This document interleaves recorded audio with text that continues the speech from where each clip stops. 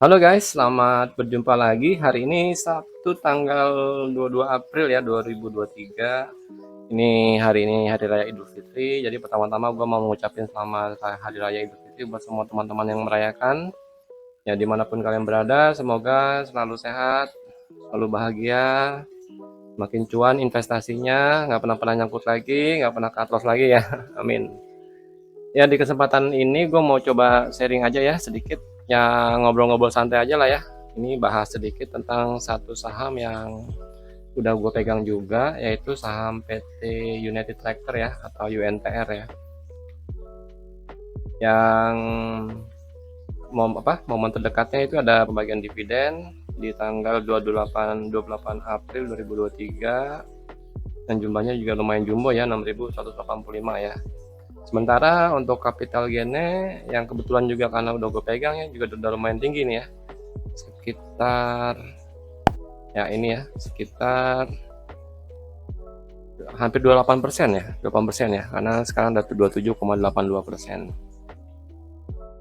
Ya paling itu aja ya pembahasan yang sedikit mau gue angkat tentang kegelisahan pribadi gue, ya mungkin kegelisahan buat teman-teman lain ya, yang udah sempat ambil harga di bawah. Gimana ini strateginya dengan momen dividen yang sudah nggak lama lagi, apakah mau ambil capital gain-nya atau akan ambil cuma dividennya gitu ya.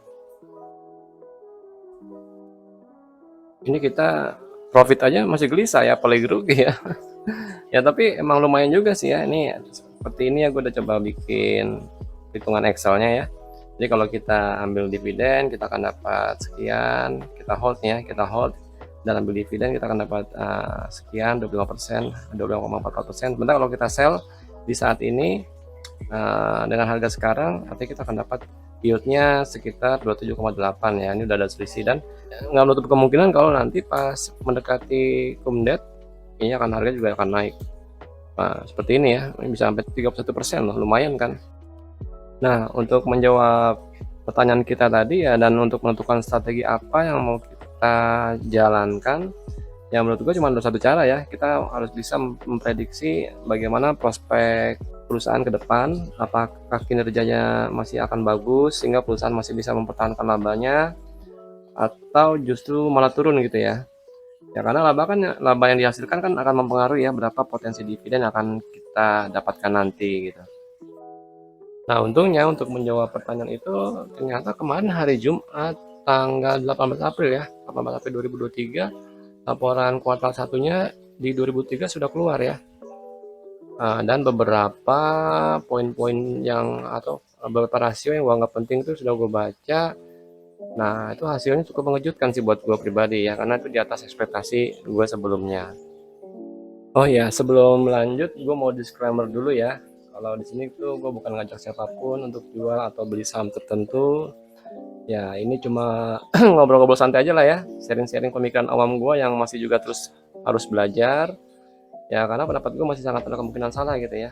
Bagusnya ketika kalian memutuskan untuk membeli atau menjual saham, kalian melakukan analisa sendiri. Karena kan nanti yang untung atau rugi juga kalian sendiri gitu ya.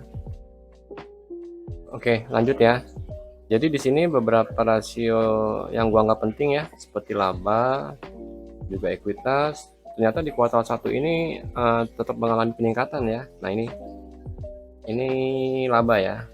Laba yang mengalami peningkatan dari kuartal 1 di tahun sebelumnya ya, 2022 ya. Juga ekuitas ya. Total ekuitas. Nah, ini total ekuitas yang awalnya 77 triliun ya, sekarang sudah ke 91 triliun ya. Juga tadi laba yang awalnya di kuartal 1 2022 4 triliun, sekarang ke 5,8 triliun ya. Kenapa dua poin itu paling penting ya? Tadi seperti gue bilang ya, kayak laba itu kenapa dia penting, karena dia akan menentukan nanti jumlah potensi dividen yang akan kita dapatkan di tahun yang akan datang ya. Kalau labanya nanti naik, harusnya nanti porsi dividen yang akan kita dapatkan juga harusnya akan lebih besar ya. Sementara kalau ekuitas, kenapa itu penting ya, itu karena dengan ekuitas yang selalu bertumbuh, itu harusnya akan meningkatkan juga kemampuan perusahaan untuk bisa menghasilkan laba ya. Ya contoh aja sederhananya seperti mungkin perusahaan-perusahaan kayak bank gitu kan. Bank kalau nanti ekuitasnya makin tumbuh, dia makin banyak punya cabang, punya mesin ATM. Ya itu harusnya akan meningkatkan pelayanan dia dan akan juga memberikan kemampuan dia untuk menghasilkan pendapatan dan akhirnya laba. Nah, poin-poin itu sebenarnya udah gua rangkum di sini ya. Jadi ini laba yang sekarang itu 5,8 triliun. Kalau gua hitung dari tahun sebelumnya di kuartal 1 itu ada kenaikan 24%, 24,27% ya. Sementara ekuitas itu yang sekarang 91 triliun, kalau dibandingkan dengan kuartal 1 sebelumnya, artinya mendapatkan peningkatan sebesar 18,90% ya. Nah ini liabilitas juga tadi gua lihat juga. Ini kan nanti ujung-ujungnya akan berpengaruh dengan rasio hutang dia terhadap ekuitas ya atau DER ya. Ya DER ini kan bagusnya kan harusnya di bawah 100 ya. Jangan sampai nanti dia punya utang atau punya kewajiban di atas dari ekuitas dia ya. Itu mungkin ya kita anggap uh, perusahaannya nggak sehat ya. Dimana hutang dia itu melebihi dari ekuitas dia. Dan ini memang ada kenaikan sih 17,36% ya. Tapi harusnya kan ini masih oke ya, masih di bawah 100% dan bagusnya ini pertumbuhannya itu dia malah lebih sedikit dari jumlah ekuitas dia gitu. Dan harusnya ini kasarnya ekuitas dia masih bisa lebih tumbuh daripada liabilitasnya. Artinya lebih efisien sih menurut gua ya, dan ini menurut gua pribadi. Dan ketika di-convert ke EPS ya, dimana EPS adalah earning per share.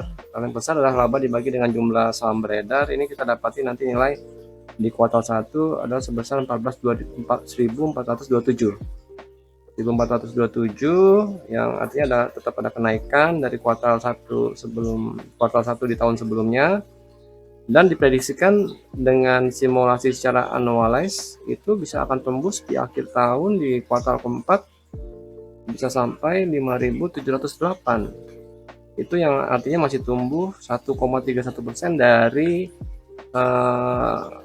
EPS tahun sebelumnya. Nah, kalau kita bisa lihat di sini juga di FPI di ini ya, disimulasikan ya dengan perhitungan annualize di mana akan tembus sampai ke 5.708. Amazing ya. Yang menurut gue pribadi sih ini masih suatu hal yang bikin gue surprise ya, karena di tengah penurunan harga batu bara dia masih bisa mencetak kenaikan laba ya, walaupun memang sebelumnya tuh ya gue sudah memprediksi sih ya, maksudnya sudah tahu ya kalau UNTR ini nggak fokus cuma di satu bara ya, dimana dia tuh banyak sektor usaha yang dia kerjakan ya. Di antaranya tuh yang bikin gue tertarik adalah kontraktor penambangan dan mesin konstruksi ya. Jadi gue berpikir pendapat gue ya, ini untuk mesin konstruksi dan kontraktor penambangan itu harusnya sih nggak akan bergantung kepada satu komoditas tertentu ya, seperti batu bara ya. Jadi selama kita masih melakukan penambangan ya, entah jenis apapun itu penambangannya, kayak seperti timah, tembaga, emas ya, selama perusahaan memakai jasa UNTR, harusnya UNTR akan tetap mendapatkan labanya ya, maksudnya mendapatkan pendapatannya, nggak harus bergantung kepada satu komoditas tertentu yang lagi booming seperti batu bara, termasuk mesin konstruksi. Dan itu mesin konstruksi kan luas dipakai di berbagai bidang ya, entah itu pertanian, entah itu industri, entah itu pertambangan juga. Jadi luas sekali sih, itu salah satu gua. Tapi setidaknya sih gua memang memprediksi harusnya tetap ada penurunan, karena harga batu bara itu kan juga menurun, sementara memang salah satu sektor usahanya UNTR mempunyai bidang usaha pertambangan batu bara itu sendiri.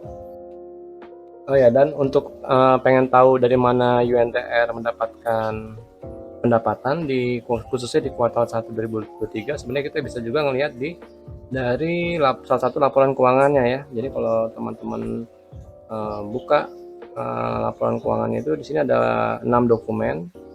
Yang salah satunya adalah namanya laporan perkembangan usaha kuartal 1 2023. Jadi kalau kita buka ini akan terlihat di mana UNTR bisa menghasilkan pendapatan di kuartal 1 2023. Nah, ini seperti yang tadi udah gue sampaikan ya. Jadi UNTR itu bagusnya sih menurut gue ini dia sudah melakukan diversifikasi usahanya ya. Jadi udah beberapa sektor yang dia kerjakan, yaitu energi, industri, konstruksi, ada pertambangan emas, pertambangan batu bara, kontraktor penambangan, dan mesin konstruksi nih. Nah, ini bar-bar ini adalah menunjukkan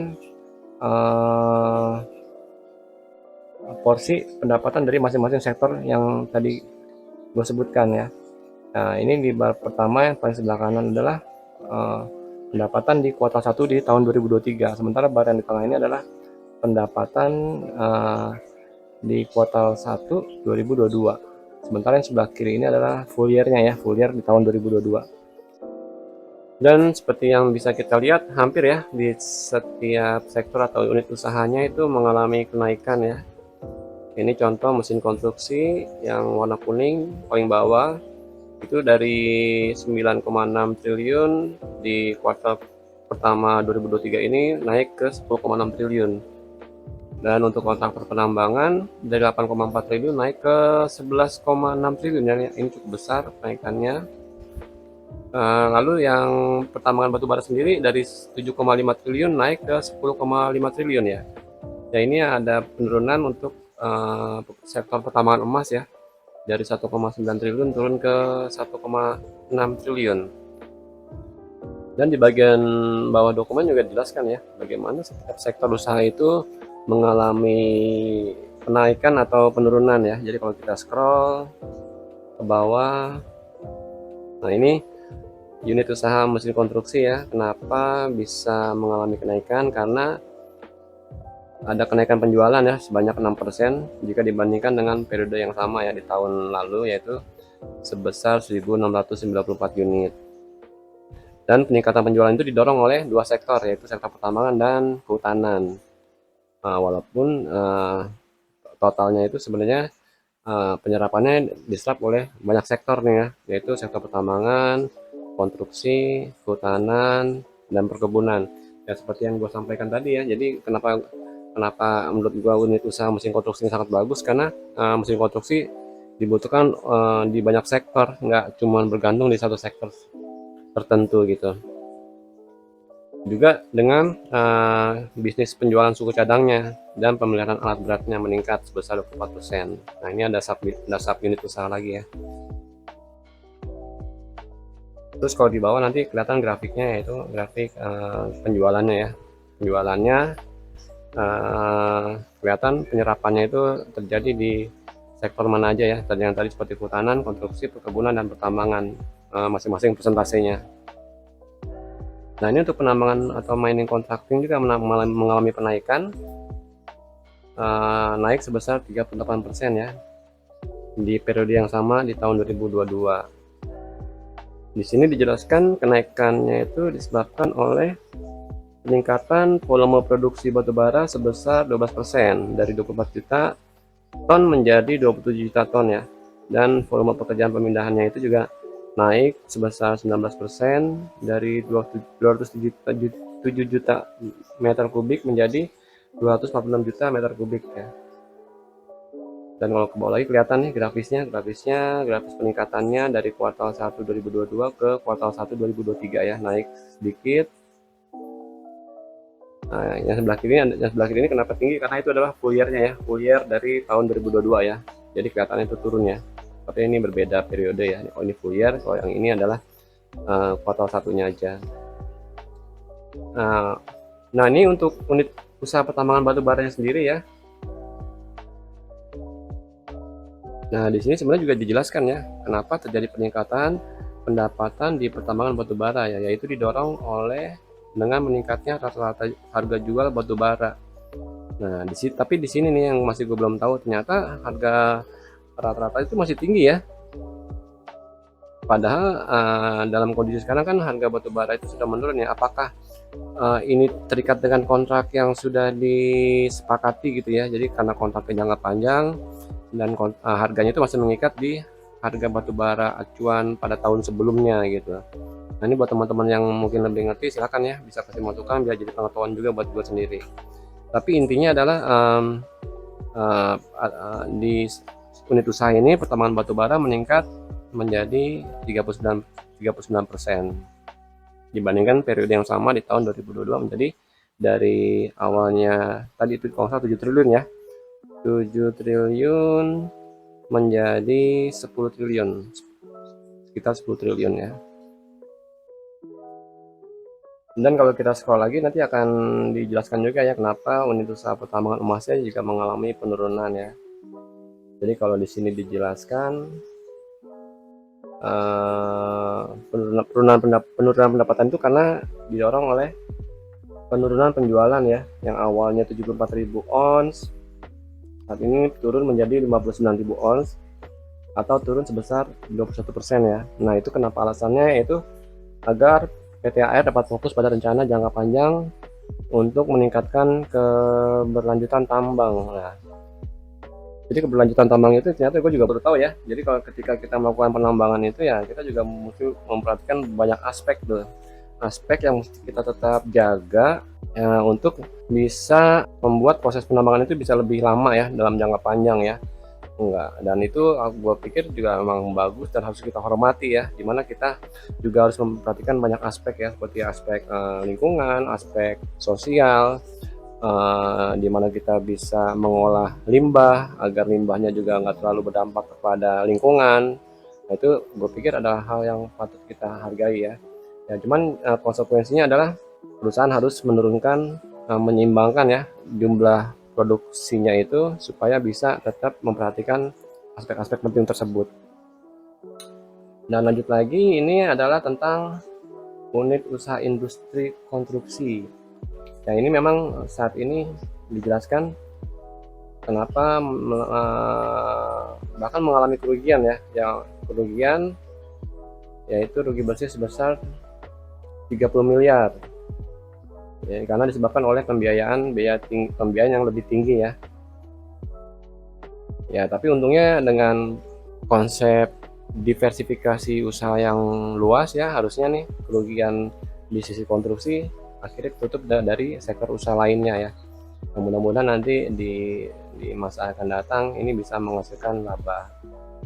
Nah, ini yang menarik adalah unit usaha energi ini karena di sini gue membaca ada beberapa potensi atau prospek di tahun yang akan datang, di mana ada beberapa PLTM yang harusnya di tahun 2023 ini sampai 2025 ya akan mulai beroperasi.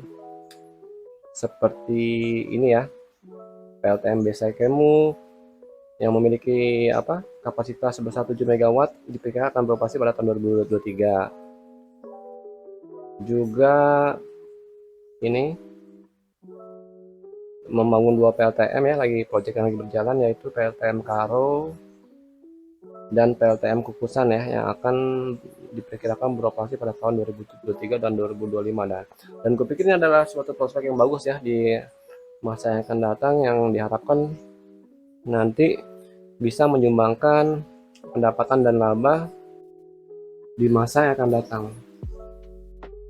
Oke, jadi dari laporan keuangannya di kuartal 1 2023 dan laporan tentang perkembangan usahanya, harusnya kita udah dapat sedikit gambaran ya. Dan gue di sini pun sedikit sudah membuat suatu rangkuman sih ya, pandangan gue terhadap perusahaan ini dan prospek kedepannya. Jadi PT United Tractor memiliki fundamental, bisnis, dan prospek usaha ke depan yang cukup bagus.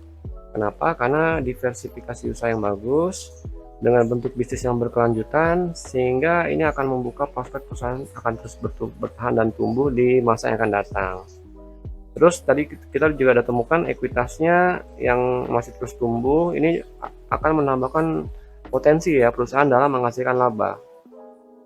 Terus bisnis kontraktornya ya, penambangan tidak akan selalu bergantung hanya ke satu jenis komoditas yang sedang booming seperti batu bara ya. Harusnya nanti bisa tetap membuka peluang di komoditas lainnya seperti nikel, emas, boksit, tembaga dan lain-lain ya. Jadi selama kita masih melakukan penambangan harusnya disitulah United Tractor masih berperan ya.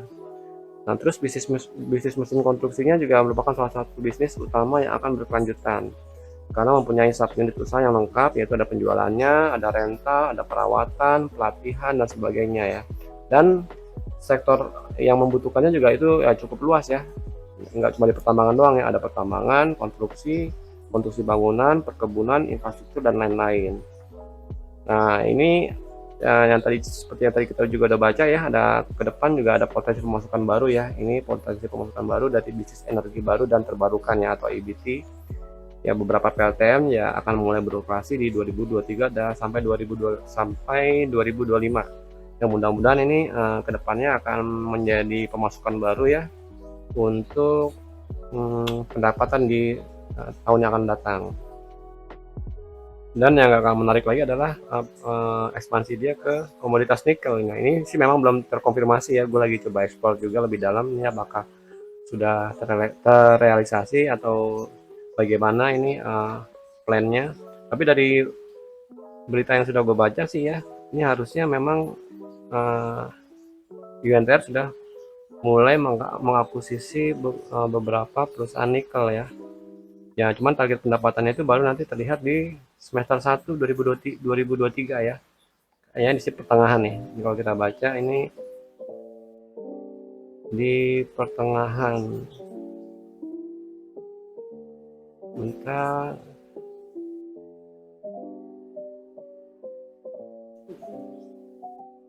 Di pertengahan dalam proses ini kayaknya typo nih. Semester 2002. Ini di pertengahan tahun depan ya. Ini kan karena ini berita Desember 2022 nih, kemungkinan ini typo 2023 kan, judulnya kan 2023 ya. 2023.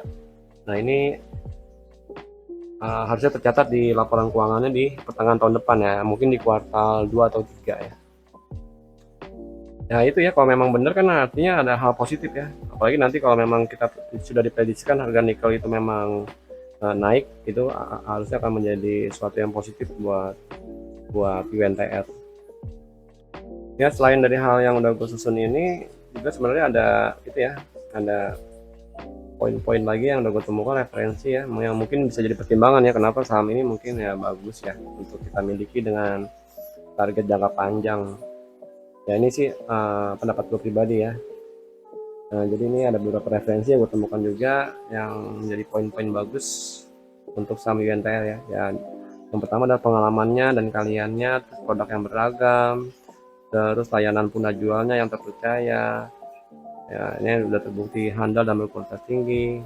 Dan terpenting itu memiliki jaringan layanan dan suku cadang yang luas di seluruh Indonesia ya. Itu penting banget ya untuk bisa memasarkan layanannya ya. Terus kemitraan dengan merek internasional terkemuka ya. Jadi dia itu memiliki kemitraan dengan merek terkemuka seperti Caterpillar, Komatsu, Scania, dan Yudetrack ya. Dan mungkin ada beberapa lainnya ya. Terus berkomitmen pada praktek bisnis yang berkelanjutan. Nah, ini yang terpenting lah ya. Jadi dari perusahaan itu punya komitmen supaya bisnis itu bisa berkelanjutan dan bertanggung jawab terhadap lingkungan dan masyarakat. Dan poin yang terpenting adalah kontribusi positif terhadap pembangunan nasional. Ya, jadi kalau negara kita maju, saham kita juga naik lah. Seperti itu. Ya, paling ini aja ya. Pengetahuan dan referensi yang gue bisa sharing tentang perusahaan ini, khususnya mengenai laporan keuangannya di kuartal 1, yang mudah-mudahan ya buat gue sendiri sih akan jadi referensi gimana kira-kira prospek perusahaan ini ke depan ya. Dan pastinya sih gue berpikir ini cukup layak untuk bisa di hold dalam jangka panjang. Nah, terus nextnya gimana nih? Nextnya ya, sebelum lanjut kita kembali ke EPS. Nah, di EPS ini kan tadi udah kita itu ya, udah kita dapatin kalau secara annualize dia akan bisa tembus di prediksi sampai ke 5.700. Cuman jangan lupa nih ya, ini kan sebenarnya kan adalah happy case ya. Happy case itu adalah dengan asumsi perusahaan itu tetap bagus sesuai dengan harapan kita ya. Cuman kita mesti juga mempersiapkan skenario terburuknya ya. Ya, cuman dari pengetahuan yang gue dapetin tadi, Dan prediksi gue terhadap prospek perusahaan ini ya, gue pikir walaupun nanti mentok, ini maksimal kayaknya melesetnya akan sampai ke 4.500 ya. Ya, akuratnya sih kalau ditanya kenapa ya, gue juga belum nggak bisa jawab secara akurat ya. Ya, tapi yang dari pengetahuan yang gue tahu tadi, kayaknya ini kalau jelek-jelek pun dia mentoknya di 4.500, dan gue pikir nilai 4.500 ini angka yang pas lah ya, nggak terlalu kecil, nggak terlalu muluk-muluk. Kalau nanti di finalnya dia bisa mencapai nilai 4.500 untuk EPS-nya. Ya, kenapa kita butuh nilai finalnya ya? Karena nanti dari harga final ini, dari harga EPS final ini, dari nilai EPS final ini kita bisa menentukan berapa sih kira-kira harga wajar dari suatu perusahaan ini gitu. Nah, di sini pun gue juga sudah membuat suatu ini ya, perhitungan di Excel ya, mungkin dengan cara gue gimana menentukan suatu harga saham itu dalam harga wajar atau mahal atau murah atau lagi promo nih ya kan. Nah, ini harga wajar itu gue definisikan adalah ketika suatu perusahaan itu bisa menghasilkan dividen ya sebesar 5%. Contohnya dalam kasus ini ya, tadi kita sudah memperkirakan kayaknya tuh dividen finalnya tuh kira-kira akan 4.500 ya, dengan asumsi DPR-nya itu sekitar 40% ya, itu sama dengan DPR terkecil 3 tahun ke belakang ya. Nah, ini untuk harga wajarnya artinya 36.000 ya. Kenapa 36.000 harga wajar? Karena 36.000 akan menghasilkan dividen sebanyak 5%. Tapi artinya ada definisi harga wajar nanti bisa tergantung preferensi kalian masing-masing ya. Gimana menurut kalian harga wajar suatu saham ya? Kalau buat gue sendiri sih, ini saham itu ya wajar ya, masuk dalam kategori wajar ketika sudah menghasilkan dividen 5% ya. Apalagi kalau nanti sahamnya itu kita percaya akan selalu tumbuh ya, nanti ya pada akhirnya nanti di tahun mendatang dividennya akan semakin tinggi ya. Ya itu saran gue sih ya, minimal tuh saham itu ketika kalian masuk harusnya bagusnya lah minimal 5%. Kecuali kalau memang kalian percaya kalau perusahaan ini akan cepat tumbuhnya ya, mungkin kita masuk di 3% pun ya juga nggak apa-apa sih ya, karena tahun depan mungkin akan naiknya langsung tinggi gitu, bisa juga seperti itu. Nah, jadi seperti ini ya, dengan rumus yang ada, dengan asumsi yang ada juga, di mana EPS 4.500 dan DPR-nya 40%, ini harga murahnya ya di 25.000 nih, harga murahnya nih, karena dia akan menghasilkan 7%, harga promonya ya 18.000, dia akan menghasilkan 10%. Nah, harga wajarnya 36.000, dia akan menghasilkan 5% dividennya.